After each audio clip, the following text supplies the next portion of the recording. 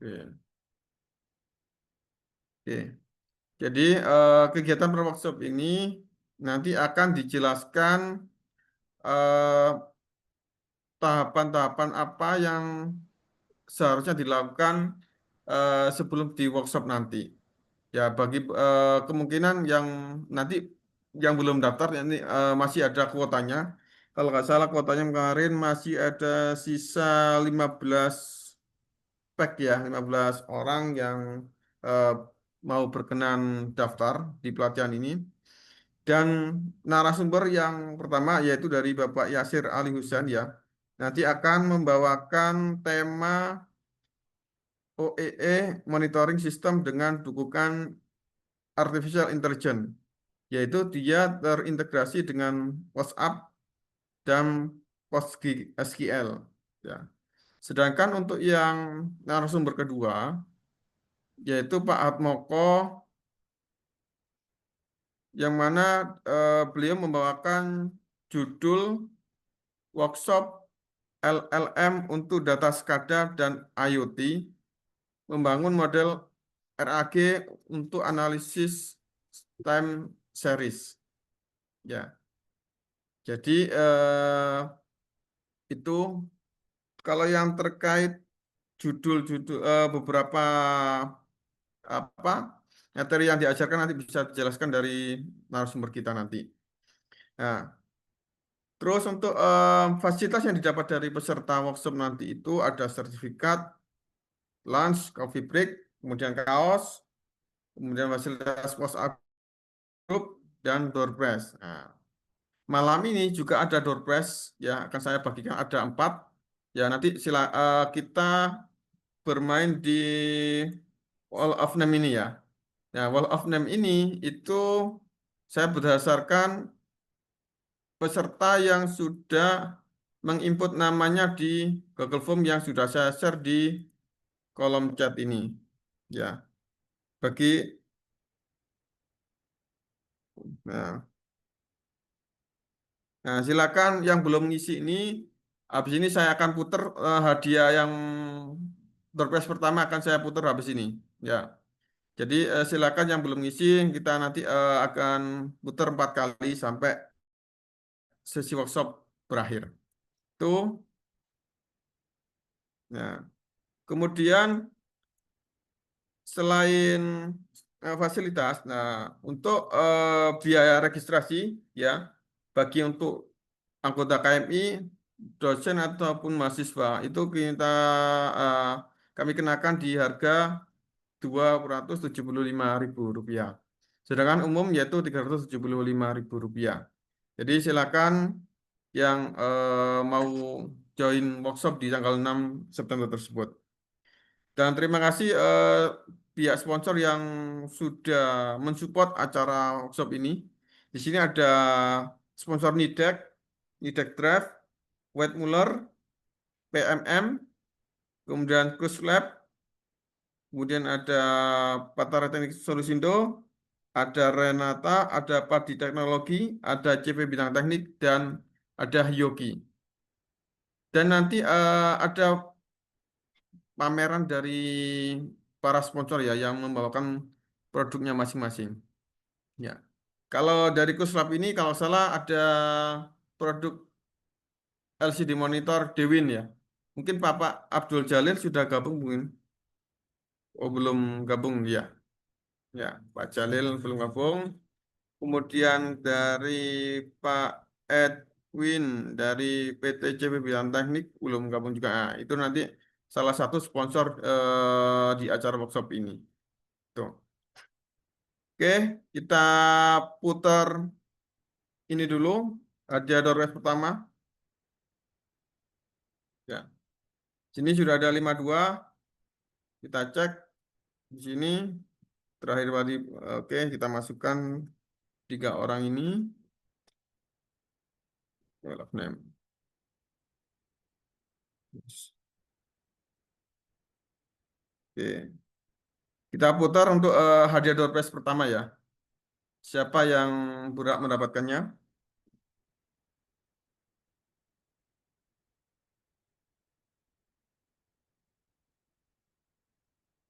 Oke, selamat untuk Mbak Lioda. Apakah ada yang di sini? Iya Pak, hadir saya. Oh, Mas, tak kira Mbak. Oke, selamat ya Mas. Nanti Iya, silakan konfirmasi ke saya untuk alamat kirim untuk surprise. Apakah nanti ikut di workshop? iya ikut besok ikut. Oke, berarti nanti hadiahnya pas di workshop atau saya kirim langsung? Oke, kabari nanti ya. Silakan kontak saya untuk apakah Iya, dikirim atau pas workshop. Oke, iya saya nanti saya. remove ya. Oke, Ya, terima kasih sudah dapat pemenang di door prize pertama. Oke, terima kasih. itu dari saya terkait pembukaan acara per workshop ini. Barangkali ada yang mau ditanyakan, silakan sebelum kami serahkan ke narasumber pertama. Oke, nggak ada. Kalau nggak ada, saya serahkan kepada Mas Yasir. Waktu dan tempat dipersilakan, Mas Yasir. Oke, silakan. Terima kasih, Pak Fuad. Saya izin share screen sebentar. Silakan. Ini berapa waktunya, Pak Fuad? 30 menit kah? Ya, silakan. 30 menit, Oh, 1 jam nggak apa-apa. Pak Atmoko belum belum oke. kelihatan. Pak Atmoko? Oh, belum. Ada dia. Oh, ini sudah Ah, datang Pak Atmoko. ya, slide-nya sudah kelihatan ya, slide Oke, saya. silakan Mas Saya Yasir. sudah hadir. Oke. Lanjut, lanjut. Oke, baik, terima kasih semuanya. Oke. Assalamualaikum warahmatullahi wabarakatuh. Waalaikumsalam warahmatullahi wabarakatuh. Ya, di workshop nanti di KMI di tanggal 6 September, insya Allah saya akan membawakan terkait dengan OII ya. Nah, kurang lebih, oh ya, mungkin perkenalan dulu kali ya, biar eh, kenal gitu ya. Tak kenal maka tak aruf, tak, ya tidak kenal ya. Nama saya Yasir Ali Hussein ya. Pengalamannya di 20, di 18 tahun di manufaktur ya. Saya sebenarnya teknik industri, saya expertnya di Lean Manufacturing dan Kaizen ya. Saya juga trainer juga di terkait dengan Lean, 7 Muda, 5S, Standardized Work gitu ya. Dan saat ini saya freelance consultant untuk Lean, implementasi dan juga Industri 4.0. Oke. Saya ada LinkedIn juga, ada YouTube channel juga, jangan lupa subscribe di YouTube saya, Yasir Ali Hussein. Pak Fuad juga ada ya, dengan Simornya, bisa dicari juga. Kemudian pengalaman saya di Ake Bodobreak Astra Indonesia, kemudian di Endosizer dan di Brinks. Itu sekilas tentang saya. Ini kurang lebih materi yang akan saya bawakan nanti ya.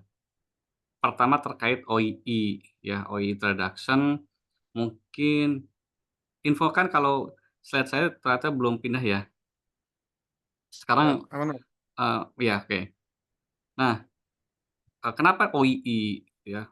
Karena saat ini kan zamannya Industri 4.0. Sebagian besar manufaktur itu industri manufaktur gitu ya. Kalau menerapkan Industri 4.0, pilot project-nya biasanya terkait dengan OII, monitoring system, gitu ya. Seringnya seperti yang saya temukan, gitu ya, khususnya yang manufaktur. Nah, di workshop ini saya akan coba perkenalkan bagaimana sih konsep dari OII monitoring system, gitu ya, konsepnya. Kemudian mungkin yang terkait apa itu OII-nya mungkin hanya sekilas gitu ya, karena nanti akan sangat panjang gitu ya. Tapi OII sih sebenarnya sederhana lah ya. Bagaimana OII monitoring konsep, kemudian juga device apa saja sih yang bisa kita gunakan terkait dengan OII monitoring system, kemudian komunikasinya apa saja yang bisa digunakan, misalkan Modbus, LoRa gitu ya, dan sebagainya.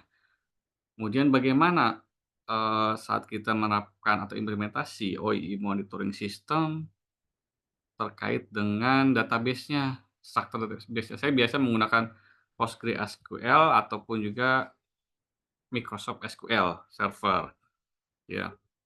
Nah, saya akan terangkan juga contoh-contoh tabel-tabel yang biasa saya gunakan untuk menyimpan data OI ini. Kemudian bagaimana mengolahnya sehingga nilai OI ini bisa kita tampilkan di dalam sebuah dashboard. Kemudian saya akan juga tunjukkan contoh-contoh dashboard yang bisa digunakan untuk OII monitoring system ini, ya.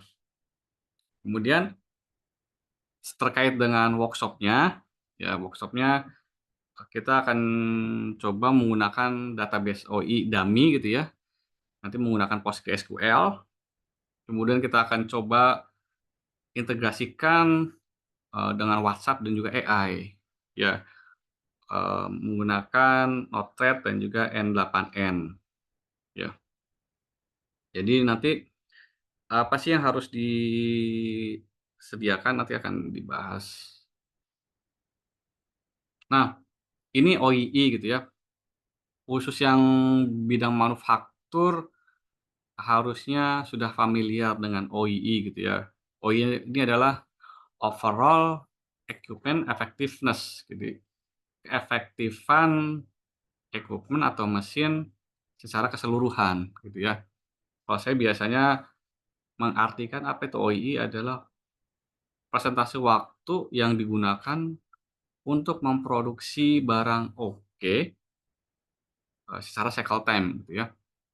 Jadi, ada beberapa faktor ya di dalam OI atau istilahnya kita pertama working time gitu ya. Working time ya tentu ini adalah waktu kerja atau kerja operator gitu ya atau mesin ya misalkan jam 7 masuk, jam 4 pulang, itu working time. Nah selama jam 7 sampai jam 4 kita ada sebut dengan permissible stop atau mungkin tempat lain kita sebut dengan planned planned downtime gitu ya, downtime yang direncanakan. Saya lebih suka istilahnya permissible stop. Di dalamnya ada, eee, istirahat, break, gitu ya, misalkan cleaning di awal, cleaning di akhir, kita sebut dengan permissible stop, ya. Nah, sisanya adalah loading time. Nah, loading time inilah yang kita gunakan atau kita rencanakan untuk berproduksi, loading time, ya. Selama loading time itu yang direncanakan untuk berproduksi, ternyata terjadi beberapa masalah, ya. Nah, mesin itu ternyata stop, ya, terkait dengan ada beberapa contoh misalkan breakdown, kemudian ganti tool, changeover gitu ya. Nah, ini kita sebut sebagai downtime, ya downtime.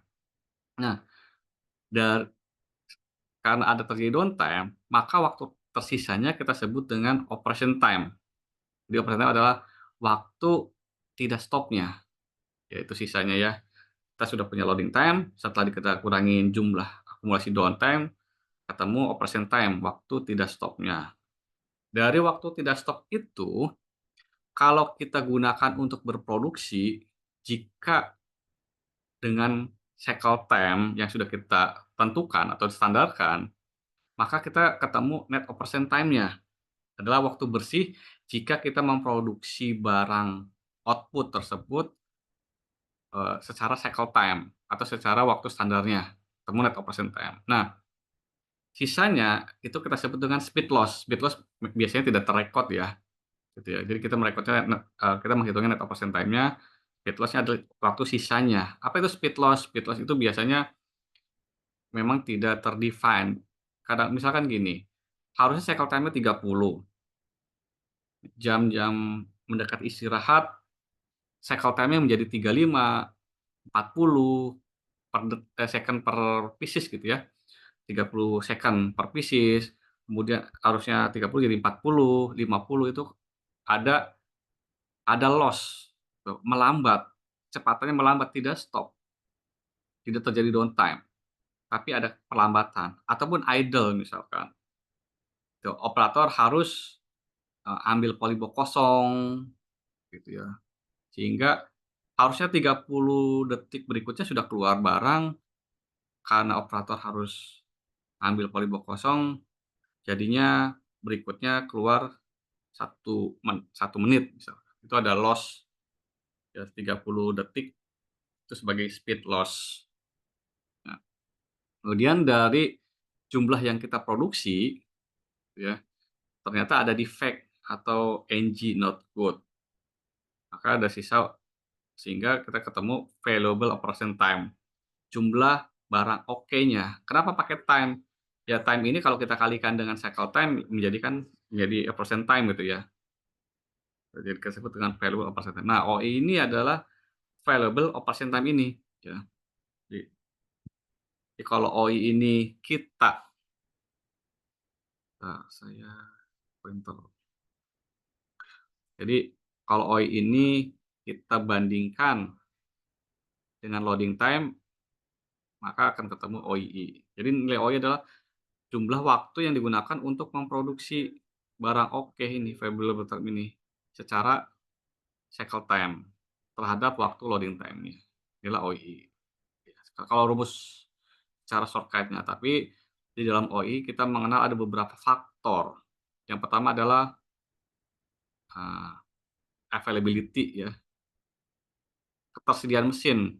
Jadi kalau availability ini rumusnya adalah operation time, jumlah tidak stopnya, kita bagi ke loading time. Ini availability. Ya, kemudian performance. Performance itu adalah net operation time ini jumlah produksi ini kalau kita kalikan cycle time ketemu net operation time ya. Kita bandingkan ke operation time. Ini performance. Ya. Berapa sih produksi itu kestabilannya ya terhadap cycle time. Ya, itu performance. Kemudian ada Q. Quality rate, quality ratio adalah bagaimana available ini, yang jumlah oke ini kita bandingkan ke total produksinya. Itu quality ya. Mungkin di malam ini saya tidak bisa karena waktu ya, detailnya nanti mungkin di workshop akan saya jelaskan detailnya ya. Jadi OE adalah perkalian antara availability kali performance kali quality menjadi nilai OII. Atau kalau rumus shortcut-nya tadi, jumlah oke ini kalau kita kalikan cycle time, kemudian kita bagi dengan loading time, maka nilai OI-nya harusnya sama dengan A kali P kali Q. Ya, seperti itu. Nah, inilah dulu kita menghitung OI ini manual gitu ya, ditulis di formnya mungkin ya, kalau terjadi downtime, tulis tadi downtime-nya berapa ya, gitu ya.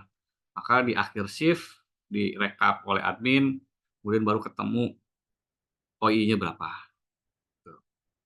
Nah, dari manual itu kan mungkin banyak penyimpangan seperti jumlah downtime-nya mungkin kira-kira gitu ya.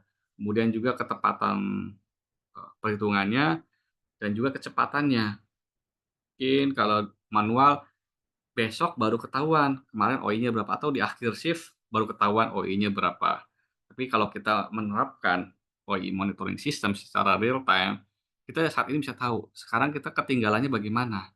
Nilai efisiensi kita OI-nya berapa, bisa kita kejar nggak sehingga di akhir shift bisa lebih baik, seperti itu ya, fungsinya OI monitoring system. Dan inilah ya biasanya yang dikejar saat implementasi Industri 4.0 sebagai pilot project untuk penerapan Industri 4.0 di industri manufaktur biasanya.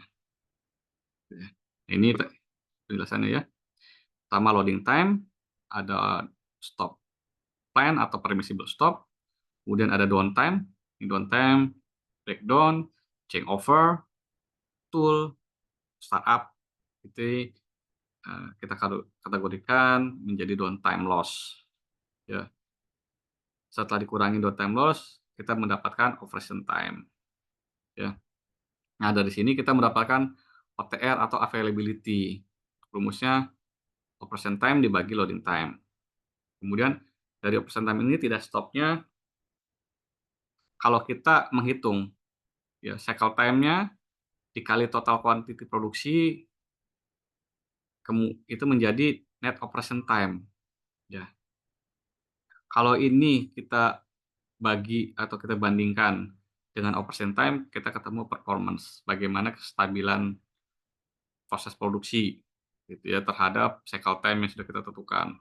Apakah banyak terjadi speed loss? Ya, speed loss biasanya small loss small loss yang mungkin kurang dari 2 menit gitu ya. Mungkin misalkan ngejam partnya gitu ya. Atau speed low yang harusnya 30 second sering 40 second.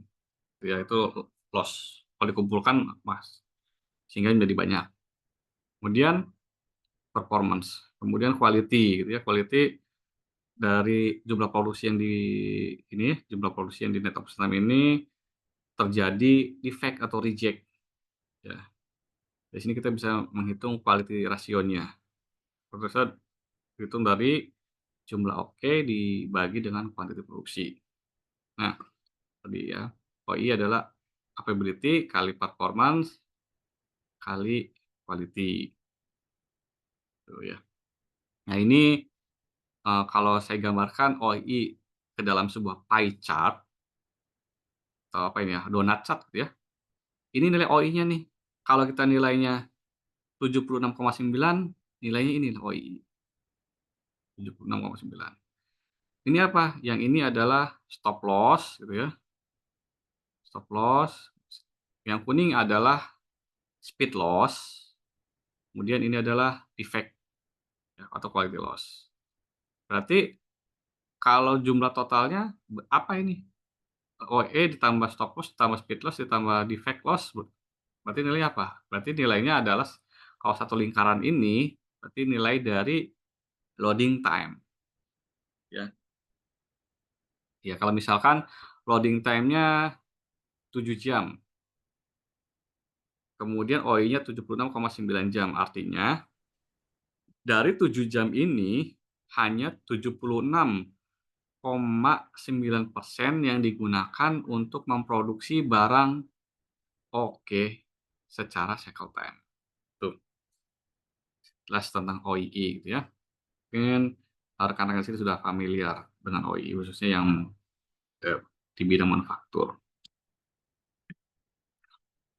Nah, untuk OII nanti juga saya akan bawakan demonya juga ya, demo kitnya. Saya bikin beberapa device ya. Kita bisa menggunakan output modul, PLC gitu ya, PLC Siemens, PLC Honeywell, Omron ya. Malah kita juga microcontroller juga bisa gunakan juga seperti ISP, WT32 ini yang sudah ada Ethernet-nya atau Arduino gitu ya. Tapi jujur biasanya kalau implementasi saya biasanya seringnya pakai PLC ataupun Raspberry gitu ya. Kalau Raspberry biasanya kalau yang tempatnya nggak terlalu panas saya bisa pakai yang tempatnya adem gitu ya. Tapi kalau yang agak panas saya lebih baik pakai PLC. Nah ini konsepnya secara garis besar. Jadi kita butuh relay yang terhubung di mesin sebagai untuk mendapatkan status mesin gitu ya, kemudian connect ke device yang nanti terhubung ke Postgre, ya, datanya disimpan di Postgre, nanti dari Postgre dibaca oleh dashboard. Misalkan contoh nih, ada pakai Node-RED, ataupun pakai Grafana, atau saya pernah juga pakai Power BI, dan lain sebagainya. Ya. Nah, di workshop ini nanti kita akan pakai datanya dummy gitu ya. Kemudian kita akan coba mengintegrasikan data dari OI ini ke AI dan juga WhatsApp gitu ya. Jadi artinya bisa jadi saat implementasinya rekan-rekan di luar sana mencobanya nggak hanya OI tapi data yang lainnya gitu ya.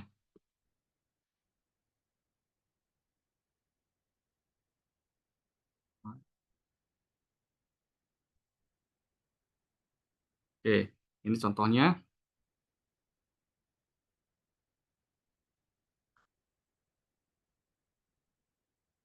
Nah, contohnya ini saya hubungkan database gitu ya ke WhatsApp. Jadi user yang dulu saya bikinnya kaku gitu ya, hanya cat 1 atau match 01 nanti akan menampilkan data data saat ini OEE masih ini 01 tuh. Tapi kalau di luar perintah yang sudah ditetapkan nggak akan dibalas seperti itu ya. Itu tanpa tanpa AI, hanya pakai if aja nanti di notepad-nya gitu ya. Pakai switch jika jika jika ini maka ini jika ini gitu ya. Nah, dengan AI, user bisa berinteraksi dengan bebas gitu ya, dengan menggunakan bahasa. Namanya juga language large model gitu ya, menggunakan bahasa. Contohnya, berapa OE Mas ini 01 hari ini gitu ya. Nah, maka akan di akan dibaca oleh AI.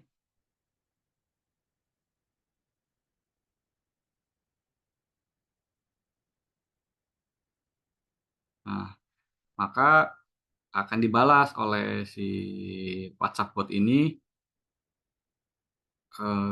nilainya gitu ya, sesuai apa yang di-request oleh user.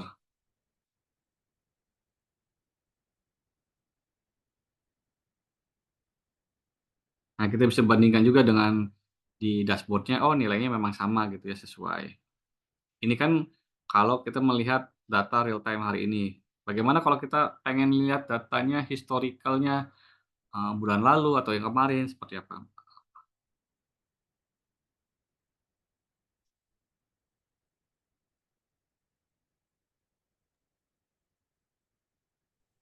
Kita sambil ngobrol juga Mas Yasir ya, Oh, mangga mangga, silakan. biar nggak sepi. Kalau langsung mau nanya langsung aja, Ya, open mic aja ya, oke.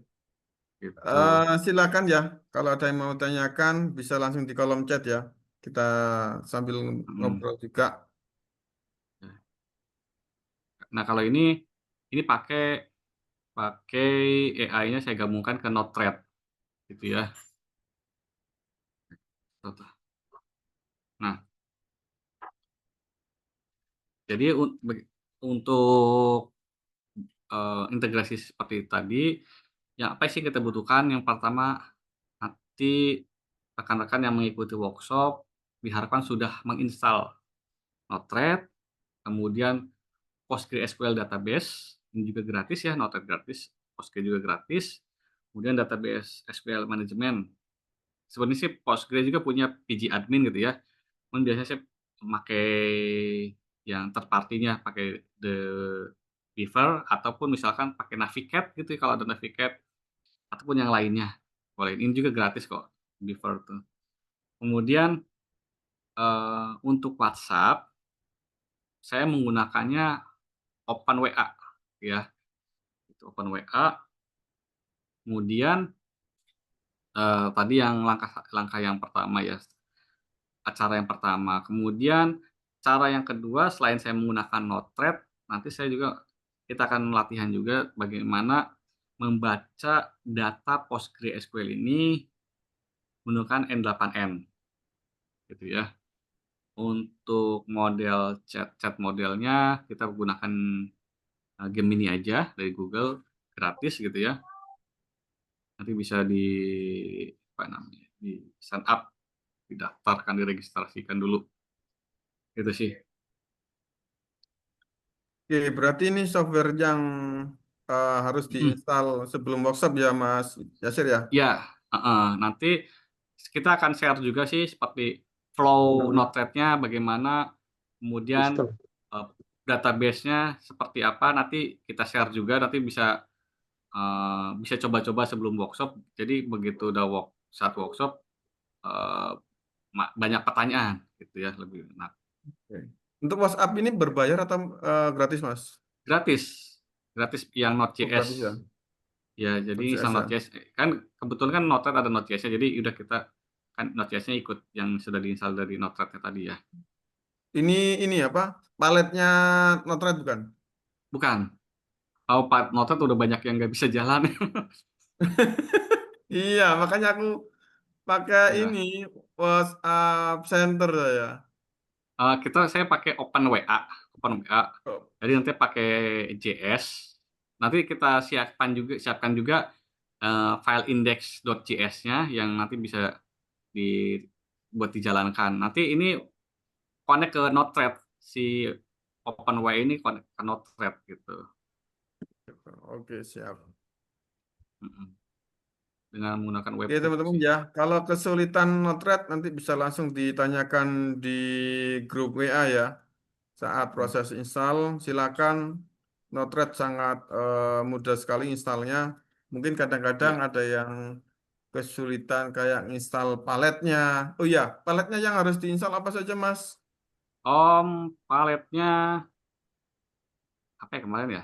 Oh gini, dashboard, Mm-mm. dashboard enggak sih, enggak, palingan nanti untuk PostgreSQL KPM. aja ya. Hah?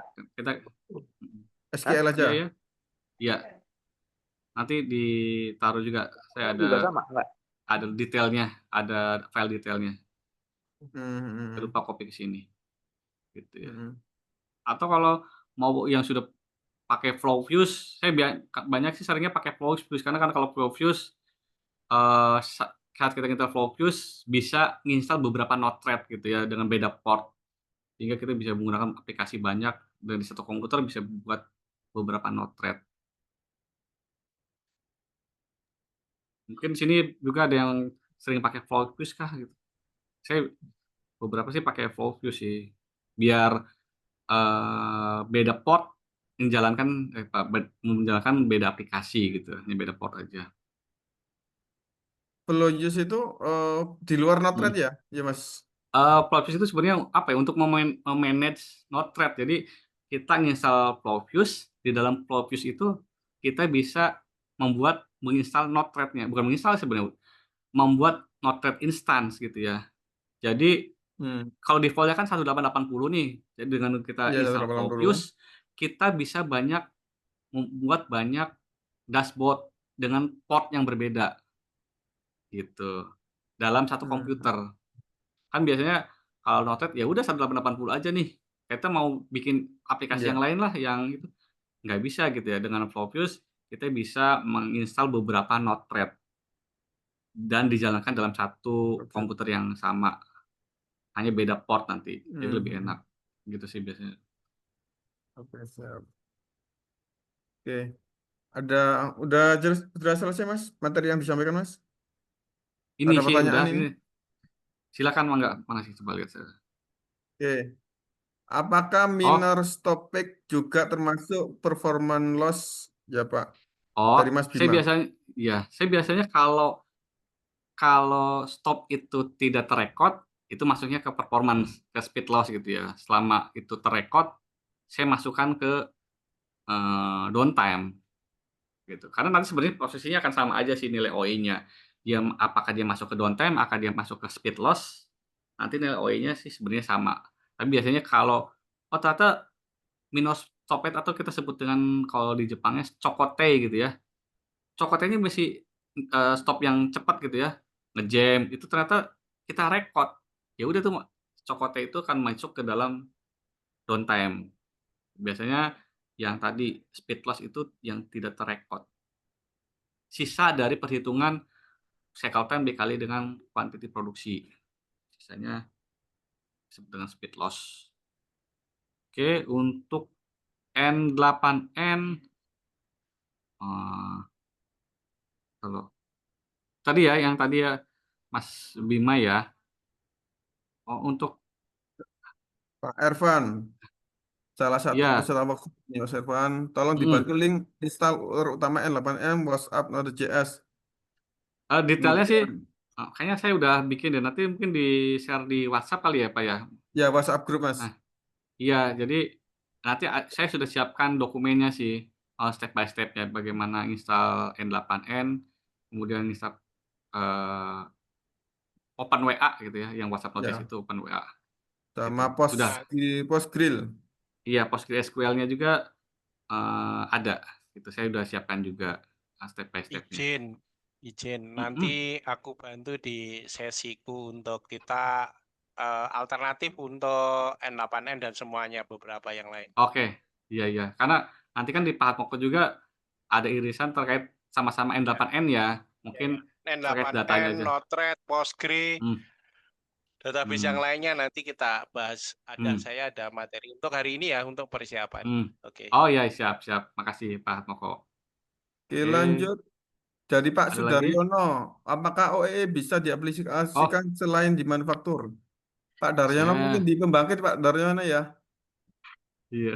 Saya belum pernah sih, mungkin bisa dengan konsep yang sama gitu ya. Intinya sih gini, seberapa efektifnya kita sih gitu. Misalkan contoh gini,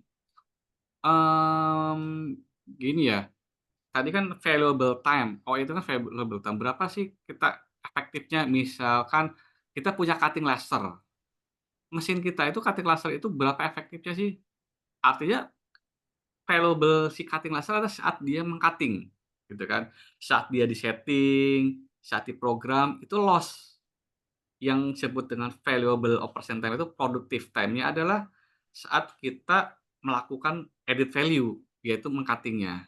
Nah, sebenarnya sih, oh itu tadi, seberapa banyak persentase waktu yang kita gunakan dalam kita berproduksi atau dalam kita melakukan added value. Gitu ya. Nah, misalkan di non apa ya, non manufaktur saya bingung ya. Mungkin kalau ini Mas Yasir, Mhm, di mhm. PLN, mungkin gardu, gardu, gardu Nah, listrik distribusi, mungkin mhm, bisa nggak itu diimplementasikan kita mmm, monitoring ini ya, loss KWH-nya itu yang nggak tersalur berapa, terus dia nyala berapa jam gitu. iya, Bisa nggak iya seperti kan, itu? bisa sih. Ya kan sama-sama sebenarnya OI itu kan efisiensi kan, effectiveness, Ya, keefektifan. Sama-sama efektifan ini kita berapa nah terjadi downtime itu berarti loss gitu kan, ya. gitu. Jadi Sama-sama ketika efektif, gardunya padam gitu, kan mhm, terhitung dia seharusnya bisa menyalurkan berapa kWh, kemudian mhm. terhitung langsung otomatis dia berapa KWH yang Mhm. nggak tersalur gitu bisa gitu ya? Iya, atau misalkan sekarang nggak stop sih, nggak off, tapi ternyata saya nggak ngerti listrik ya, ternyata, yang tersalurkan menurun misalkan, itu kan berarti speed loss tuh, nggak optimal, nggak stop sih, cuman saat itu ada terjadi sesuatu yang tidak optimal yang disalurkannya gitu. Tetapi kalau beban gardu itu naik turun Mas, Jadi atau gini tergantung deh, tergantung eee, beban puncaknya. PAM misalkan PAM paling gampang ya PAM, kalau PAM kan, oh ternyata harusnya debitnya standarnya sekian gitu ya. Ya. Tuh, ternyata saat mesin mati, pompanya situ mati, nah itu berkurang tuh, gitu. Ya sebenarnya sama sih, intinya kan efisiensi apa, keefektifan gitu, Atau mungkin gini Mas Yasir, mhm, misalkan nih di gardu ini kan biasanya misalkan kalau di jam malam ini dia seharusnya mhm, eh, bebannya sekian. Nah dari mhm, database yang sudah terrekod itu di mhm. OEE ini bisa menjelaskan di AI-nya tadi gitu Kak. Notice tuh sebenarnya nanti di AI-nya ini membaca nilai yang ada di database-nya sih sebenarnya. Oh jadi ini ya nggak pakai apa if gas tadi kan yang jelaskan tadi kan ya. Iya, jadi, si AI inilah baca datanya Hmm. gitu, nah yang ya contohnya ada kita data OEE-nya gitu ya. Hmm. Gitu, Oke. jadi di AI itu membaca data OEE-nya Kita yang ada di jawab Mas database. Pak Darnyono ya. Nanti kita akan lebih detail di workshop Pak Dar. Mhm, Ada termasuk peserta workshop Mas Yasir. siap Kita siap, lanjut Pak. ke Pak Mukhlisun Nur Hidayat. Mhm. Apa kelebihan PostgreSQL dibandingkan dengan MariaDB MySQL?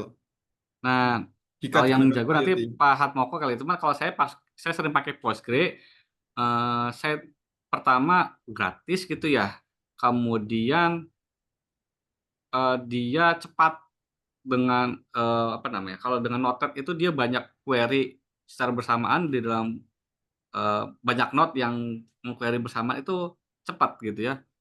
Beda dengan SQL Server. SQL Server kadang di Node-RED sering lambat gitu ya, atau kadang-kadang terputus. Terkait SQL Server ya, karena saya pernah membandingkan 2 itu. Untuk MariaDB dan MySQL, MariaDB dan MySQL kan saudaraan kalau nggak salah ya. Nah, saya belum pernah, cuma lagi itu pernah juga MySQL sering terputus di Node-RED, pengalaman saya ya, gitu. Tapi emang akhirnya saya nggak pakai MySQL gitu, saya pakainya lebih suka PostgreSQL karena gratis. Mungkin nanti akan dibahas oleh Pak Hatmoko kali ya, Oke, terkait, siap. database. Pak Hatmoko Lanjut nanti akan pakai InfluxDB ya. ya. Mas Bima terrekod sebagai unplanned downtime. Apakah ada standar waktunya dihitung sebagai unplanned Oh 3 menit lebih? oh, mmm, unplanned downtime itu kan berarti ya downtime yang kita hitung gitu, nggak ada standarnya ya. Misal gini, standarnya kita harus bukan standar ya, targetnya misalkan unplanned atau downtime kita sebut. Downtime itu, 10% gitu ya, kalau bisa kurang dari 10%. Bukan berarti kalau di bawah dari 10% tidak menjadi downtime, tetap unplanned downtime gitu ya. Gitu, tapi kita biasanya kan dengan kalau benchmark OI-nya misalkan 85%. Nah, 85% itu dapat dari apa, unplanned downtime-nya itu, kurang lebih sekitar 10% gitu. Nah, bukan berarti kalau kurang dari 10% menjadi tidak downtime, enggak sih, tetap walaupun nanti, oh downtime-nya kecil, ya tetap hitung unplanned downtime gitu ya. Misalkan unplanned downtime ternyata 20%, 30% karena memang sering downtime, ya itu akan menjadi tetap kita hitung, berarti banyak masalah ya. Jadi sebenarnya sih, nggak ada harus melebihi berapanya sih. Itu aja sih. Oke, pertanyaan terakhir dari Pak Tito. Apa bedanya OEE dengan availabilitas dan reliabilitas? Oke, availabilitas ya tadi ya, ini masuk mungkin ini juga ada dalam satu faktor OI tadi ya, availability gitu ya. Berapa ketersediaan mesin ini, jadi tidak stopnya berapa. Tetapi ternyata di dalam ketidakstopan dia tidak, full capacity karena ada performance tadi gitu ya, Lalu, gitu. Mungkin ini bisa irisan dengan OII gitu ya. Jadi availability ada di dalam OII. Kemudian reliability, juga masuk ke, saya nggak tahu ya, reliability apakah ini yang dimaksud dengan tadi sama dengan availability-nya kah? Atau ini ternyata ke performance, gitu ya. Mungkin bahasa sih yang, nggak tahu ya bahasanya seperti apa. Itu sih,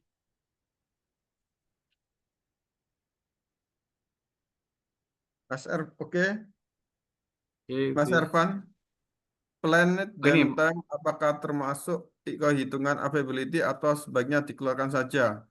5S, oke, change model, loading mhm, material, setup, engineering trial. ya. Nah, kalau saya biasanya untuk yang plan downtime itu 5S oke, 5S ya. Kemudian untuk, trial biasanya, masih bisa kita itu kan sebagai, karena dia kan memang tidak untuk berproduksi gitu ya, mmm, itu masuk ke apa, time downtime. Tetapi kalau changeover, loading material, setup, biasanya saya masuk sebagai unplanned downtime. Ini debatable sih, tapi saya dulu diajarin dari Jepangnya murni, ini changeover atau change model, ini harus menjadi sebuah masalah, harus ke unplanned downtime, gitu. Kemudian, loading material kan memang diniatkan untuk berproduksi ya, itu masuk unplanned downtime, setup juga. Kenapa? Biar itu menjadi masalah. Kalau itu menjadi masalah, sehingga untuk men-trigger kita, sebagai trigger kita untuk me-reduce masalah tersebut.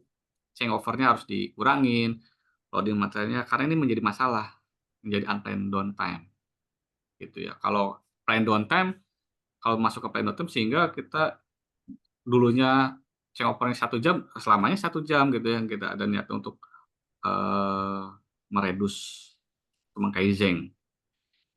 Oke, mungkin itu sih jawabannya, ya. Mohon maaf kalau ada ketidakpuasan. Mas Ervan, nanti di Surabaya ikut juga ya kalau salah ya, Ervan ya. Oke, Ya Pak, saya ikut terima nanti kasih. Pak. Hmm, Oke, Oke, nanti bisa kita, detailkan bahas di sana ya, boleh, Mas boleh. Ervan.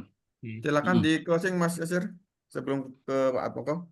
Oke, mungkin itu singkat penjelasan, eee, terkait dengan materi yang akan saya bawakan nanti, diharapkan yang tadi ya, requirement installation-nya sudah bisa. Nanti saya akan, kirimkan juga di grup ya, terkait dengan dummy tabelnya, kemudian step by step detailnya akan saya share juga. Itu saja dari saya, terima kasih. Assalamualaikum warahmatullahi wabarakatuh. Saya silakan kembali ke Waalaikumsalam Pak Fuad. warahmatullahi wabarakatuh. Ok, Oke, terima kasih Mas Yasir ya sudah menjelaskan terkait eh, apa OEE tadi dan termasuk server-server yang perlu diinstal sebelum kita workshop di tanggal 6 September. Oke, sebelum kita mulai ke Pak Atmoko, kita putar dulu Dotbest yang kedua. Oke, kita cari pemenang Dotbest kedua. Siapa yang beruntung?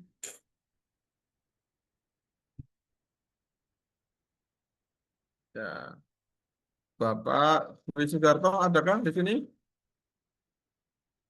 Bapak Dwi? Oke, Bapak Dwi Sugiarto nggak ada. Yang ada Bapak Dwi Yunto. Oke, kita hapus ya, karena beliau nggak ada, kita gugurkan karena yang syaratnya pemenang di sini harus hadir di Zoom malam ini. Kita close saja, kalau tahu nanti dia hadir. Kita kedua,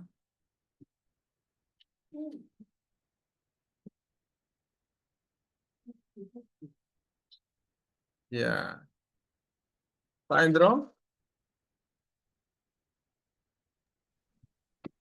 Ada Pak. Oke, Pak Endro ikut di workshop Dapat atau lagi. ya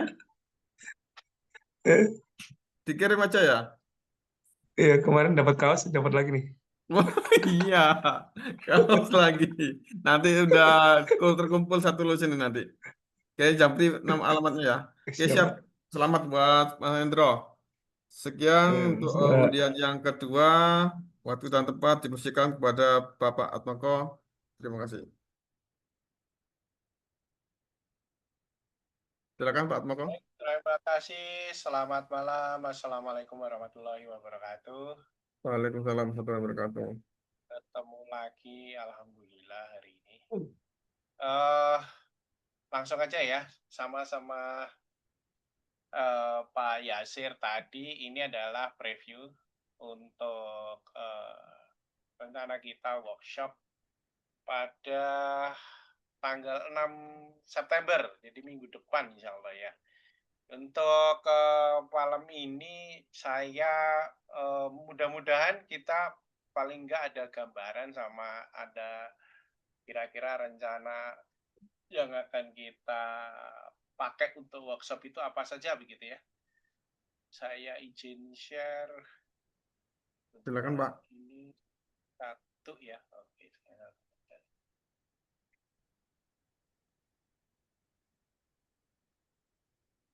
Salah. Screen 2 ada ya. Balik-balik. Sorry. Sebentar. Ini screen 2. Oke.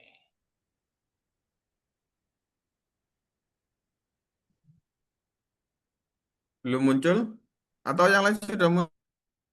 Belum? Masih gelap ya. Oke. Rada lambat. Oke. Belum muncul. Belum muncul ya?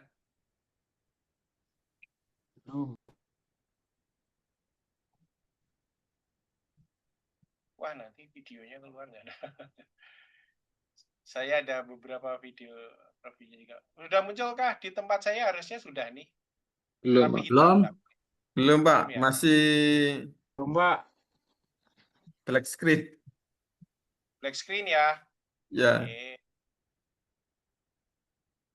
Saya harus mengurangi resource nih apa yang satu. Teman. Nah, ini sudah. Udah ya. Oh, Sudah. lambat ya. Oke. Ya. Suaranya agak kecil, nggak tahu yang lainnya gimana. Sebentar. Ketutupan. Harus begini. Oke. Gimana? Suara? Tes. Oke, sip. Mantap. Mantap. Oke, alhamdulillah. Oke. Ya, hari ini kita preview ya untuk workshop. Aman ya, oke. Agenda materinya insya Allah tanggal 6 itu mungkin kita diskusi dulu ya tentang basicnya artificial intelligence itu. Sampai dengan materi intinya itu nyambungnya gimana, kira-kira begitu ya. Kemudian yang kedua adalah open source tool software, artinya nanti juga mulai hari ini nanti kita akan ada beberapa software yang kita sharing.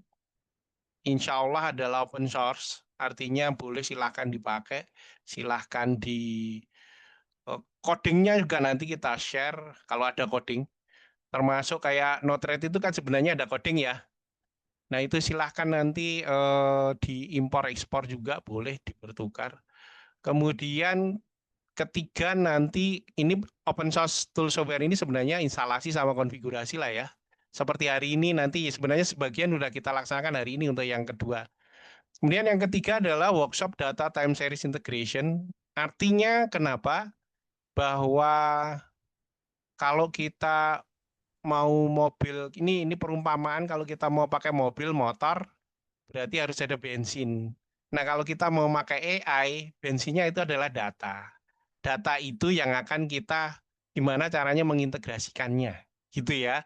Jadi ini sebenarnya sudah banyak kalau Modbus mania ini saya yakin sudah banyak bagaimana cara mengumpulkan. Tetapi ada tetapinya. Tadi ada pertanyaan database pakai apa begitu ya. Nah nanti di kali ini karena saya bahasnya adalah time series. Time series sedikit saya akan berbeda karena ini time series ya. Time series kita pakai database yang time series. Nanti insya Allah saya jelaskan juga bagaimana, kenapa kita harus pakai database time series. Bedanya apa dengan database yang RDBMS umumnya, dan kapan kita tetap harus menggunakan RDBMS. Untuk data-data yang dari IoT atau SCADA ya, ataupun DCS lah. Begitu, kira-kira begitu. Kenapa kita harus pakai time series? Karena penting, kalau enggak, tadi ada keluhan, oh lambat gitu ya. Sebenarnya itu basicnya adalah tentang bagaimana data itu dipanggil kembali atau di query. Nah itu nanti ada di situ tuh. Kalau pakai time series yang jumlahnya banyak, tetapi kita pakai data RDBMS itu tidak peruntukannya sebenarnya. Oke ya. Oke, yang keempat adalah software-software tadi open source. Kita mulai bermain bagaimana menggunakan data yang sudah ada tadi ditampilkan misalnya atau dimasukkan pakai Node-RED, nanti dipanggil lagi pakai Node-RED. Kemudian kita manfaatkan di N8M. Tadi sudah dibahas untuk OII kita bisa panggil. Dan kita bisa kasih algoritma atau kalau naik sedikit kita kasih model AI dari LLM misalnya. Kita panggil tolong dong cariin ini. Jadi kita sudah berinteraksi dengan data. Kemudian nanti ada InfluxDB. InfluxDB itu database yang khusus untuk time series. Ada beberapa, tapi saya pilih yang lebih paling gampang makainya lah, kira-kira begitu ya. Yang terakhir rada berat adalah coding ya, pemrograman gitu. Tapi jangan khawatir, pemrograman kita tetap minta AI. Jadi anak kecil melahirkan anak kecil gitu ya. Jadi AI melahirkan coding AI juga gitu, istilahnya gitu. Nanti kita pakai GPT juga untuk mengcodingnya, bukan kita ngetik sendiri sebanyak-banyaknya gitu ya untuk kodenya. Oke, secara umum kita bahas tentang implementasi teknologi. Kalau boleh, ini nanti kalau ada pertanyaan silahkan ya langsung ditanya di chat atau atau open mic juga nggak apa-apa, di apa namanya, dipotong begitu ya, silakan nggak apa-apa. Yang pertama adalah kalau kita sudah punya sensor, pompa, mechanical yang terhubung itu baru level 1 bawah. Kemudian kita biasanya punya PLC, microcontroller, DCS itu level berikutnya. Dan untuk data itu terintegrasi dan terakhir adalah data kita bisa manfaatkan. Jadi secara kedewasaan data analitik, ya, maturity gitu ya. Pertama adalah data kita itu bisa mendeskripsikan kejadian. Apa yang terjadi sekarang gitu ya. Misalnya tadi, oh sekarang sedang ada shutdown, sekarang sedang mesinnya off, berapa menit begitu, itu adalah deskripsi atau level paling bawah. Yang kedua adalah memberikan diagnosis. Tadi hasilnya ditampilkan di data dashboard atau ditampilkan sebagai UI, itu level kedua. Kenapa itu terjadi gitu kan? Yang berikutnya adalah kita bisa memprediksi. Jadi dari data yang sudah terkumpul kita akan memprediksi. Prediksi itu untuk apa sih? Apa untuk gaya-gayaan aja? Oh, nanti akan sekian gitu. Enggak sebenarnya. Prediksi itu ada turunannya. Misalnya kita bisa prediksinya harusnya sekarang misalnya tadi gardunya kata Cak Fuad, gardunya bebannya harusnya sekian KW misalnya begitu. Misalnya 5 gitu. Ternyata kok sekarang 10, berarti ada beban lebih, ini dari mana? Itu anomali. Nah, karena prediksi tadi meleset, berarti meleset itu termasuk anomali. Anomalinya di mana? Nah, itu nanti akan kembali lagi ke diagnosisnya. Dan yang terakhir, kalau data itu semakin matang, sistem kita semakin matang, itu kita bisa diarahkan. Jadi sebelum kejadian kita sudah diarahkan. Misalnya pompa gitu ya, pompamu seminggu lagi mati loh. Itu prediksi, tapi kita juga sudah bisa langsung misalnya keluar reportnya atau mengirim work order kepada maintenance gitu dan seterusnya. Dan di data ini nanti kita bisa memanfaatkan sampai situ, insya Allah begitu. Oke, kemudian ya ini pengelompokannya bahwa kelihatannya kita sepele menggunakan salah satu bagian ini ya, jadi dari besarannya adalah AI, kemudian lebih detailnya adalah machine learning, deep learning dan seterusnya. Insya Allah nanti saya share e-book ya. Saya punya buku tapi saya cari kayaknya ada e-booknya juga tentang basic dari AI sampai dengan bagaimana memprediksi dan seterusnya. Dan nanti saya share di workshop, jadi silahkan nanti datang. Insya Allah di Surabaya ada beberapa yang saya share ya, baik itu buku yang cetakan ataupun nanti yang saya bikin tulisan, nanti insya Allah kita share. Jadi tidak hanya langkah-langkah tapi nanti basic teorinya supaya kita tahu filosofinya seperti apa. Jadi LLM itu bagian dari sebenarnya adalah natural language processing ya. Bapak-bapak dosen yang ada di sini ada beberapa ya tadi saya lihat itu tentu matang teorinya. Kita sekedar tahu bahwa pengelompokan, kenapa sih kita ngomong LLM yang cuman chatting itu adalah masuk AI? Ya, karena itu adalah bagian yang bagian ya kecerdasan yang menirukan manusia gitu kan ya. Itu adalah bagian kecil dari keseluruhan AI itu. Oke. Workshop reviewnya 1, persiapan data time series. Ini ada beberapa hasilnya, nanti insya Allah kita bagaimana ini adalah query. Query-nya enak, jadi kita hanya drag and drop dari data yang ada. Kemudian ini typo, visualisasi datanya. Nanti kita bisa, jadi kita workshopnya mulai dari basic tadi ya, maturity dari data, sampai dengan seberapa kita bisa menampilkan itu sebagai data analitik yang matang. Ini contoh-contoh yang nanti kita bisa susun. Ini pilihan selain OII tadi ya, jadi ada data-data yang bisa menjadi data analitik. Ini real project, nanti kita tiru datanya ya kita pakai yang kita punya gitu ya. Nanti ada beberapa, termasuk adalah menampilkan kalau wilayahnya luas nggak hanya di pabrik, yaitu ada mapnya. Ada bisnis analitik, artinya kita mungkin akan mengolah data yang tidak hanya numerik dari present value. Kalau kita ngomong sensor, SCADA itu ada present value, tapi kita juga bisa menggabungkan nanti dengan misalnya ketentuan atau SOP, atau kita menggabungkan dengan beberapa contoh. Ini salah satu misalnya ya, jadi kita gabungan dari ini video demo ya, jadi ada beberapa ketentuannya, kita bisa upload data file yang ketentuannya, jadi ada beberapa, bisa bentuknya adalah offline, kita tampilkan misalnya ini contoh adalah bahan-bahan baku yang akan kita integrasikan, kan ada data yang berupa dari Excel misalnya, kemudian ada data yang kita sudah ambil dari sensor. Nanti akan kita integrasikan lebih lanjut dengan beberapa cara. Nanti pilihannya tidak hanya satu cara. Kalau yang ini tadi menggunakan Python. Oke.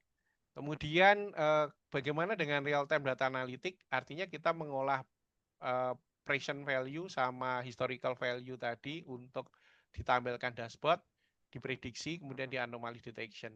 Contoh ini ada salah satu yang nanti kita pakai salah satu skenario, ada SCADA, ada beberapa data. Kemudian kita akan pakai salah satu model yaitu retrieval augmented generative. Generative itu G-nya adalah sama dengan GPT. Jadi kita menghasilkan analisa berupa jawaban teks dari data value kita. Prosesnya seperti apa sih? Sebenarnya satu adalah pengambilan data, baik PDF, Excel, ataupun database. Kemudian dipotong-potong datanya itu, di embedding, kemudian disimpan di dalam database. Database-nya bukan database yang kita biasa pakai ya. Nanti kita database yang embed sama dia di sistemnya, kemudian di retrieve ketika kita minta relevansi, kemudian akan menggunakan modeling language menjawab. Sebenarnya gini prosesnya, data itu diminta dengan membalas permintaan kita itu dengan jawaban yang sopan begitu ya, sebenarnya bukan hanya angka tapi mungkin ada kata-kata yang berupa suggesting. Salah satu contohnya adalah ini adalah data untuk pompa engine. Pompa engine ini ada water pump yang kita masukkan apa namanya dari PDF pun gitu ya. Ini salah ekstrimnya dari PDF. Kalau dari database akan lebih mudah, ini dari PDF. Data yang berupa data analisis, misalnya data report ini kenapa pompa reporting yang dianalisis kemudian adalah sudah ada dari beberapa waktu yang lampau begitu. Kemudian kita akan analisis dari historical tersebut, bisa akan ada berapa kali apa namanya shutdown lagi atau beberapa kali ini. Jadi ada, kemudian kita juga bisa menanyakan dari data mesin yang sudah kita simpan tadi, kita akan menanyakan kalau mesin ini akan terjadi lagi masalah, kita harus ngapain begitu. Ini gabungan antara data historical present value, historical value dengan data sheet atau manual operation ya, manual operation, manual maintenance kita gabungkan. Jadi data tersebut menjadi retrieve dari data maintenance atau data sheet. Artinya data sheet itu kalau dia ada sesuatu yang bermasalah, ini start predicting. Jadi kita bisa memprediksi lagi, kalau tidak ada apa-apa kita bisa memprediksi lagi apa yang akan terjadi berapa lama lagi gitu. Kira-kira begitu ya. Jadi ini salah satu yang kita kerjakan, mungkin secara UI masih sederhana karena ini fungsinya ada kalau ditampilkan itu ada di sebelahnya SCADA, kira-kira gitu. Jadi kita selain SCADA yang kita monitor terus itu, dia bisa melakukan dia bisa melakukan diskusi atau kita bisa melakukan komunikasi dengan mesin. Nah, real dengan mesin ya. Kapan dia apa namanya prosesnya sekarang lagi apain gitu. Gitu. Kira-kira begitu untuk yang akan kita buat nanti. Kemudian persiapannya apa aja? Satu adalah tentunya peserta nanti ada laptop. Ini sekedar saran, kita nanti mudah-mudahan internetnya, Cak, nanti internetnya mudah-mudahan lancar ya, Cak ya. Karena kemungkinan besar Oke, siap. kita akan udah komunikasi ya, Cak, nanti internetnya. Siap, nanti tak pastikan kembali ke pihak hotelnya ya. Ya. Kemudian ada akun Google karena nanti ada beberapa yang kita perlu share, kita perlu apa namanya bagikan kodenya gitu ya, jadi nggak dari nol ngetik gitu. Kemudian yang kedua adalah ini penting, salah satu tadi menjawab beberapa pertanyaan yang harus diinstal dari apa namanya Pak Yasir tadi ya. Ada Docker Desktop, nanti saya tunjukkan habis ini. Kemudian ada model LLM, itu bisa lokal atau inference. Lokal kalau laptopnya oke, artinya ini jangan 16 lah. Ini misalnya 64 atau 32 gitu ya. RAM-nya, kalau RAM-nya 32 nanti kita bisa pakai model itu semacam kayak pembelajaran yang sudah dilakukan oleh mesin learning atau apa namanya atau deep learning-nya ya gitu ya, yang akan kita pakai untuk nanti ngobrolnya itu. Dia otaknya lah gitu ya, itu kita bisa pakai lokal.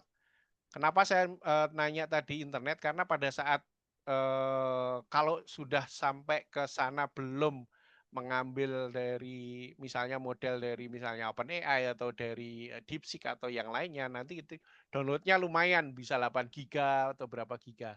Tapi kalau hardware-nya pas-pasan gitu ya, nanti kita pakai inference.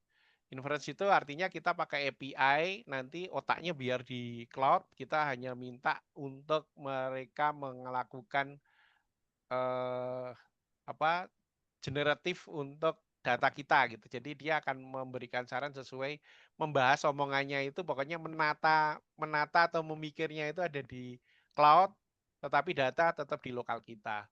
Nah, sesuai diskusi sama Pak Yasir, silakan bikin account di Gemini sama atau Grok ya yang free. Kalau ada yang lain nggak apa-apa. Yang penting nanti punya API. Karena nanti akan dipakai di workshopnya Pak Yasir ataupun nanti di yang saya gitu ya. Jadi itu. Kemudian kalau suka ngoding boleh nanti Visual Studio Code, kita akan pakai Python-nya. Codingnya ngopi, tapi tetap kita butuh tools-nya untuk running. Jadi nanti opsionalnya adalah kita pakai Python plus atau kalau nggak Visual Studio Code itu adalah Jupyter Anaconda yang online di Google. Cuman kalau Jupyter Anaconda atau Jupyter atau notebooknya yang di Google itu kita harus uploadnya lumayan dan ada dibatasi. Nanti kita pakai lokal aja. Salah satunya yang kita pakai Visual Studio Code. Kemudian dataset akan disediakan. Jadi data-data nanti untuk demo offline ataupun online generate kita nanti akan sediakan. Ini ya untuk persiapan. Nanti setelah ini monggo kalau ada pertanyaan silahkan. Kemudian ini Silakan. ya Gimana ini silakan, Pak? contoh Gemini API ya. Di generate aja nanti ada generate. Soki-nya nanti kita pakai di key-nya. Ada yang ini Oke, sambil lanjut ya. ya.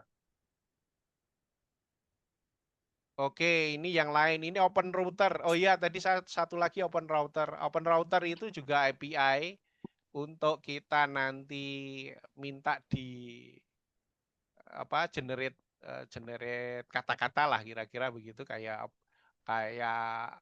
OpenGPT gitu, apa kayak GPT lah ya. Itu chat GPT maksudnya. Itu juga kita bisa pakai open router. Kemudian DeepSeek itu sebenarnya berbayar ini DeepSeek, cuman murah. Murah, kalau nggak salah saya naruh $5 itu berapa bulan nggak habis-habis gitu. Gitu ya. Kemudian ini salah satu contoh yang murah. Terus kemudian bagaimana? Nah, ini saya menyarankan untuk mempersiapkan install Docker desktop. Docker itu ada dua, Docker yang di Linux artinya kita pakai teks. Ini perintah-perintahnya tinggal ngikutin sebenarnya.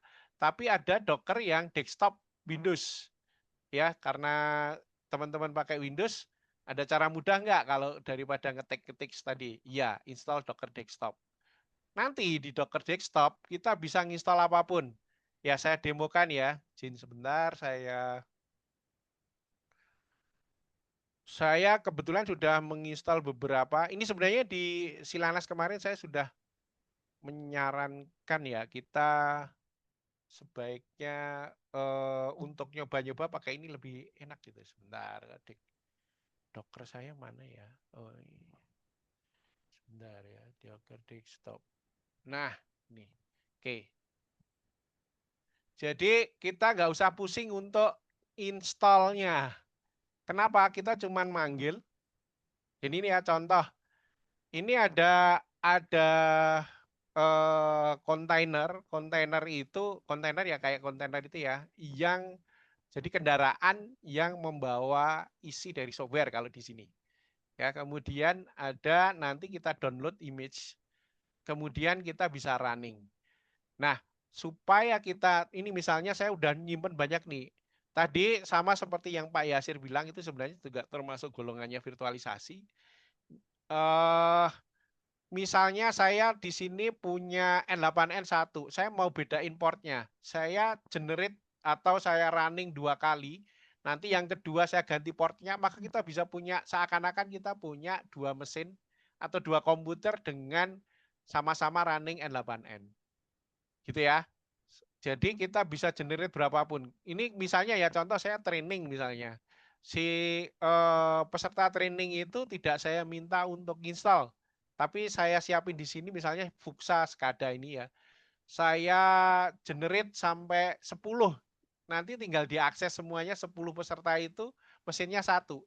Tapi portnya saya bedain. Misalnya portnya adalah 811, misalnya yang kedua 812, 813. Nanti aksesnya sendiri-sendiri itu seakan-akan ada sejumlah 10 komputer. Nah, gitu ya. Jadi ini yang running ada 2 saya, N8M sama Node-RED. Kemudian kalau saya mau running yang lainnya, misalnya saya tambahin lagi apa namanya dari kontainer ini saya mau tambahin lagi yang running misalnya database ya Postgres misalnya Postgres. Oke, nanti kita running ini InfluxDB. Ini kan belum tanda hijau ya. Kita running tinggal diklik begini. Ini kita konfigurasinya bisa kita ganti. Portnya standarnya 8086. Kalau kita mau ganti di sini ganti misalnya 8000 gitu atau 8001. Kemudian kita running. Kalau nggak kita isi ya dia akan defaultnya adalah 8086. Kita running. Nah, dia akan generate sendiri apa namanya komennya. Jadi dia akan jalan. Ketika tidak tabrakan portnya, maka dia akan siap gitu ya. Nanti kita lihat di apa kontainer itu ada 3 yang kondisi tombolnya stop berarti sedang running ya. Ini influx ya. Terus bagaimana aksesnya? Sama seperti kita punya apa namanya? Kita punya yang lainnya ya. Jadi misalnya dari misalnya N8N di sini portnya adalah 5678, maka saya panggilnya di sini adalah localhost 5678. Misalnya ya N8N. Nah, dia akan manggil yang tadi kita running. Oke. Ya, ini yang dulu Silanas ya. Kita ada di sini. Nah, oke. gitu ya. Panggil lagi kita misalnya Node-RED, localhost. Jadi secepat itu prosesnya kalau running, tapi downloadnya itu bergiga-giga ya. Jadi nanti boleh disiapkan dulu dan dipanggil aja nanti 1883 misalnya gitu ya. Nah, nanti tinggal pada waktu kita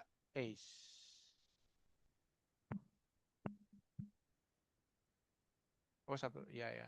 Atau kita klik di sini. Nah, ini sudah langsung kita masuk ya Node-RED-nya. Ini lokal. Jadi kita tidak perlu install ya. Yang kita install cuma satu, Docker Desktop.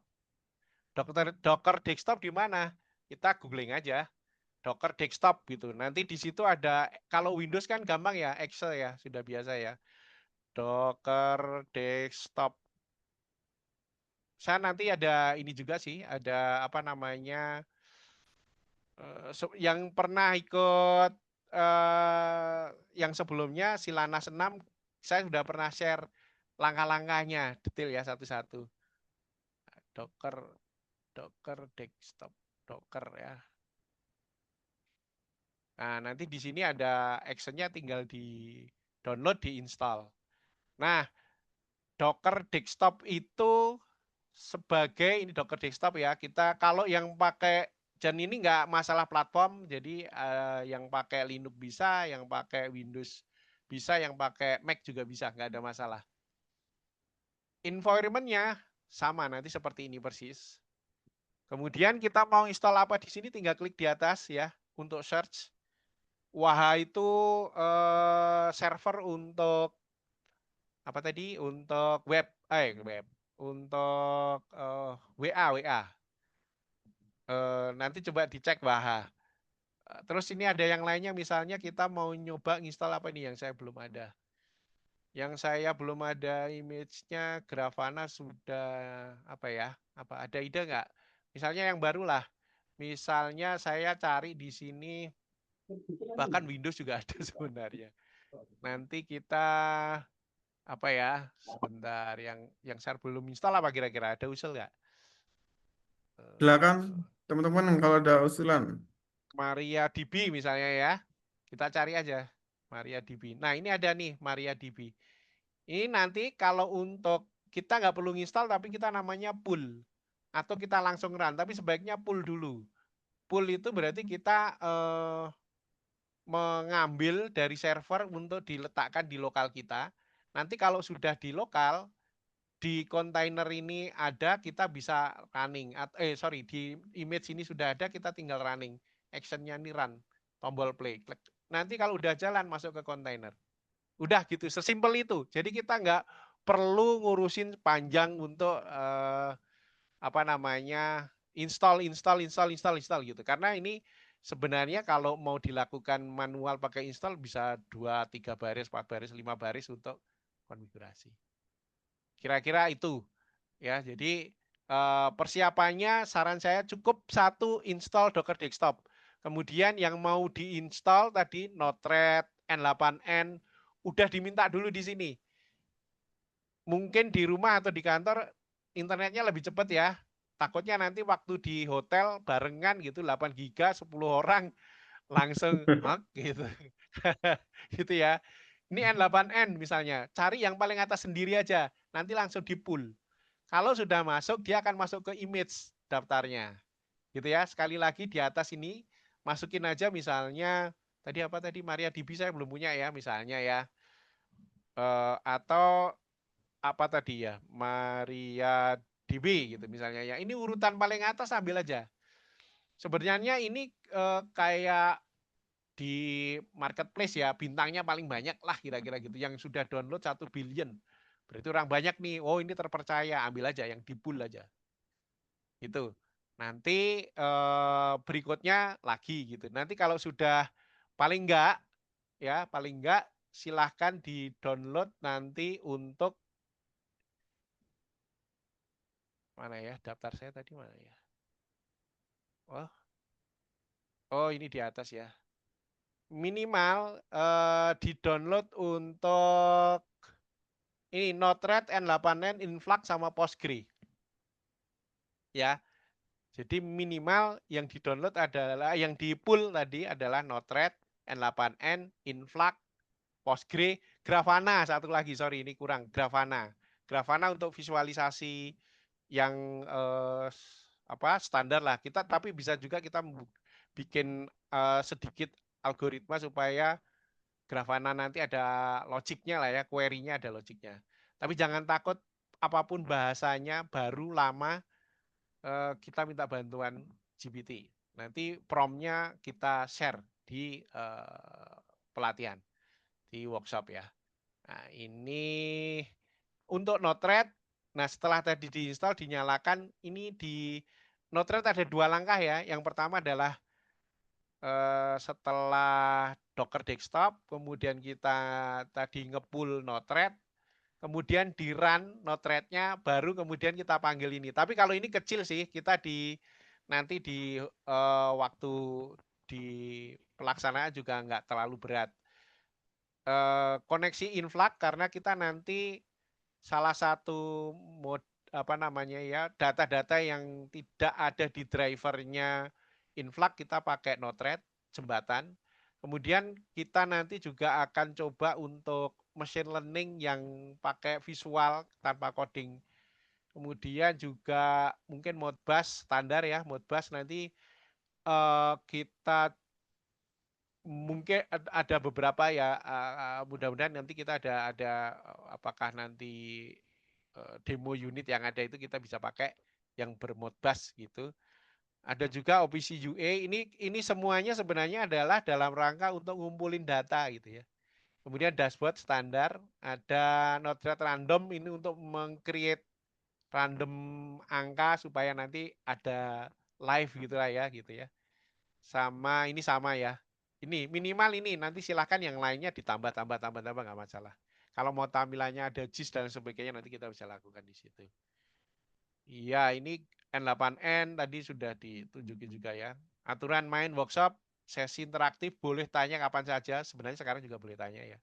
Fokus konsep dan praktek sederhana, simulasi industri yang pakai contoh. Boleh silahkan nanti bawa contoh data. Misalnya saya punya data vibrasi pompa, boleh kita bawa nanti kita oprek. Mudah-mudahan menghasilkan satu analitik ya. Kalau enggak nanti ya jadi PR kita bahas kemudian, tapi mudah-mudahan langsung bisa. Targetnya adalah semua peserta bisa mencoba minimal 1 demo AI. Oke, saya kira itu. Silakan kalau ada pertanyaan. Oke, terima kasih Pak Atmoko penjelasannya. Oke, ada pertanyaan dari Bapak Bram. Perbedaan Node-RED dan N8N. Dan kapan hanya pakai Node-RED, kapan pakai N8N, kapan pakai dua-duanya. Oke, sebenarnya sekarang hampir tidak ada batasnya. Cuman N8N itu salah satu interface-nya adalah chat. Kalau Node-RED, interface untuk tampilan kita bisa pakai dashboard, bisa pakai chat juga, cuma rada sulit ya. Kemudian Node-RED itu juga kita punya ini kelebihannya, ini saya pernah sampaikan di Silanas dulu ya. Node-RED itu salah satu tools open source yang punya driver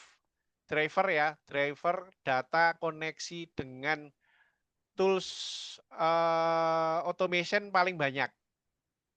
Misalnya Node-RED itu bisa koneksi ke Modbus, N8N nggak bisa. Node-RED yang dua-duanya bisa itu ke database, ke MQTT, itu dua-duanya bisa. Tetapi N8N itu tidak bisa koneksi ke Modbus.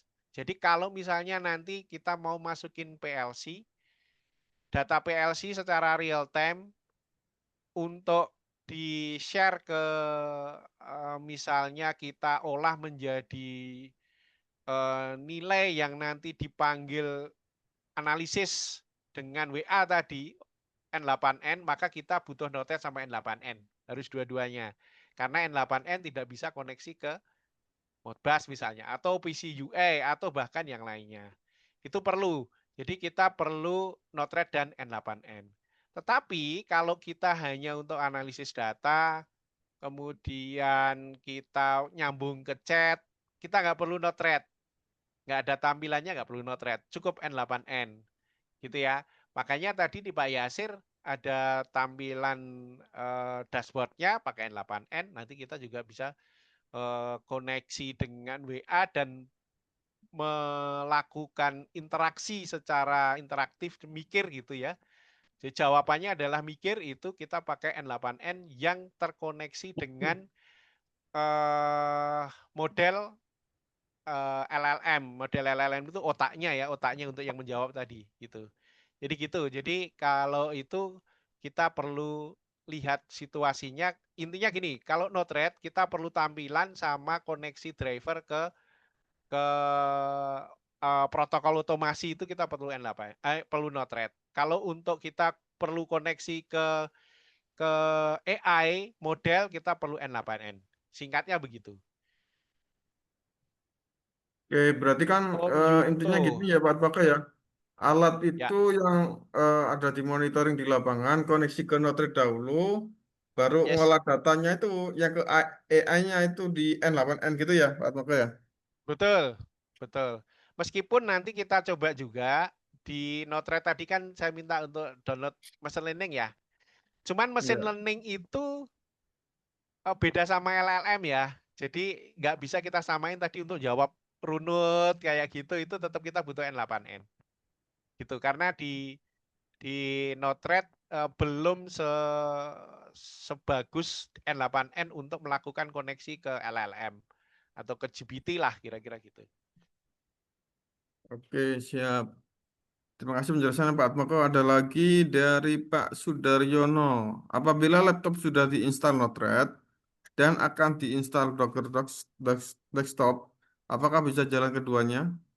Bisa Pak, tapi nanti di Docker Desktop Node-RED-nya jangan disamain sama Node-RED yang di host laptop ya. Portnya jangan disamain. Udah gitu bisa, pasti bisa. Oke, berarti intinya kalau kita nginstal Docker tadi, itu kita nggak usah kayak nginstal, kalau nginstal Node-RED biasa kan kita install Node.js dulu gitu Pak Atmoko ya. Betul, betul. Berarti kalau Kalau itu nggak sudah perlu. Docker tinggal langsung cari aja Node-RED tadi yang mana gitu ya. Yes, betul. Betul. Jadi kalau yang belum pernah nginstall Node-RED, nggak usah nginstall Node-RED, tapi nginstall Docker Desktop. Tapi kalau yang sudah nginstall Node-RED di lokal, nggak apa-apa. Nanti Oke, bisa berkomunikasi lah, bisa jalan. Asalkan oke, nanti nggak pakai port yang sama lah, kira-kira gitu. oke. Terjawab ya Pak Daryono ya.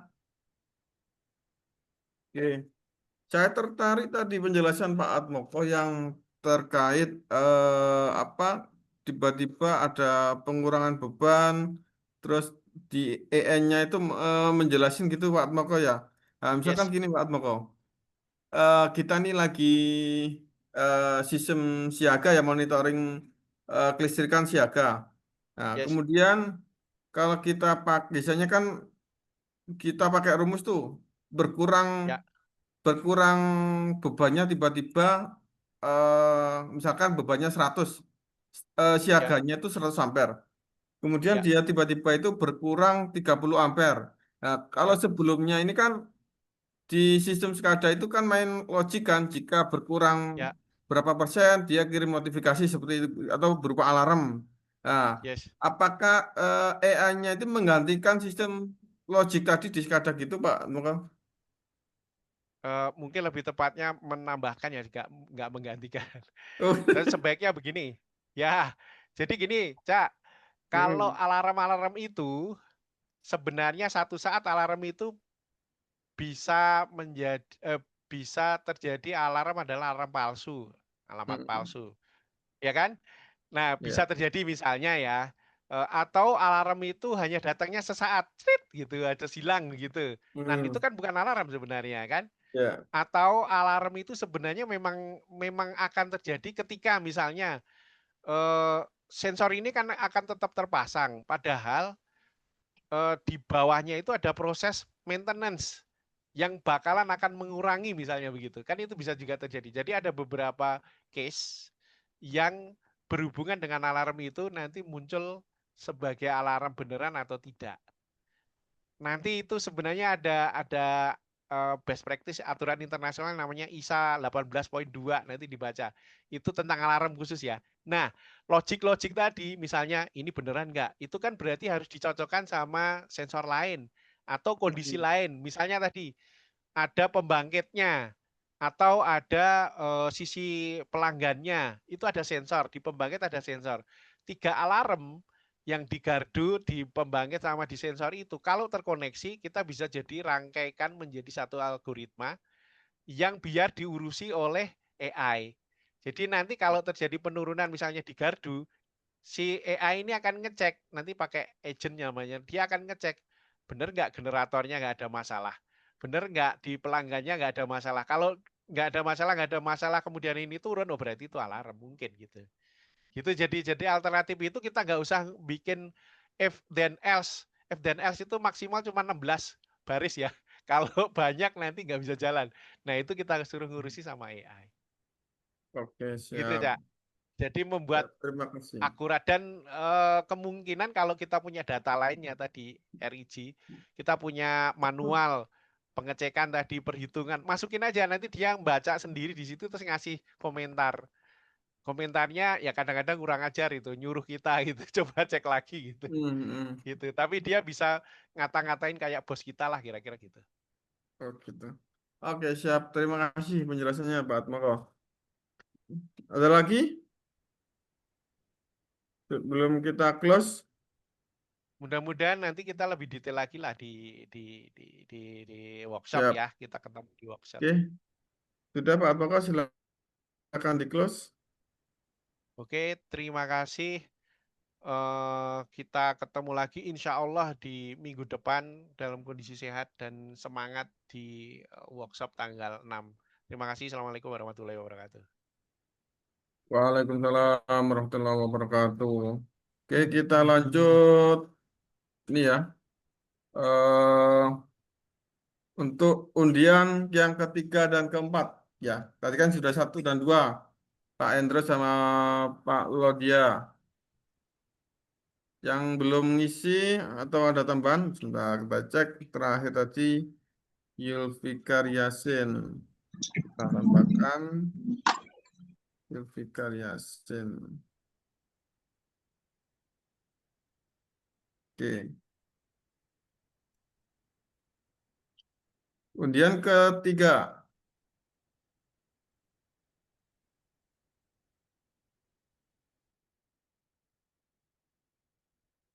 Ya, Bapak Kemal. Bapak Kemal ada? Halo, ada Pak Fuad. Oke, siap. Nanti Japri untuk alamat kirimnya ya. Siap, terima kasih Pak Fuad. Katanya kirim ke Oke. Bekasi, Cak. Oh, Bekasi. Jangan dong. Kita lanjut.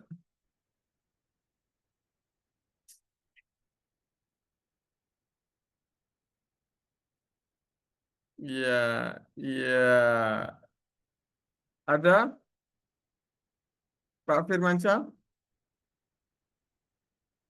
Gak ada? Oke, gugur ya. Gugur.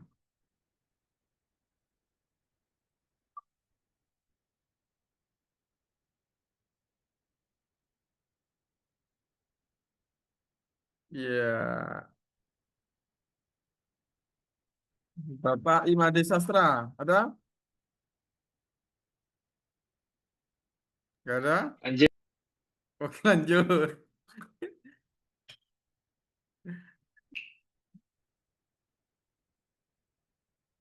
Nanti silakan japri saya ya alamat kirimnya ya.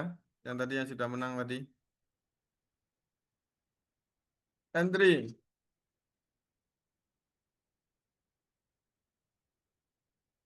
1, 2, 3. Kita remove.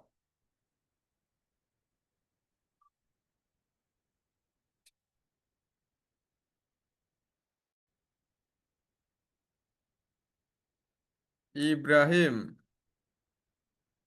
Hadir. Oke, Mas Ibrahim ada ya? Oke, hadir. Makasih, Pak. Oke, sudah terjawab pemenang undian 1, 2, 3, 4, silakan nanti japri saya untuk alamat kirimnya. Hadiah akan kami kirim. Oke, terima kasih kepada teman-teman semuanya sudah mengikuti praworkshop malam ini. Semoga bermanfaat apa yang disampaikan oleh narasumber kita dan hadiahnya semoga bermanfaat. Dan sebelumnya, terima kasih. Saya akhiri. Wassalamualaikum warahmatullahi wabarakatuh.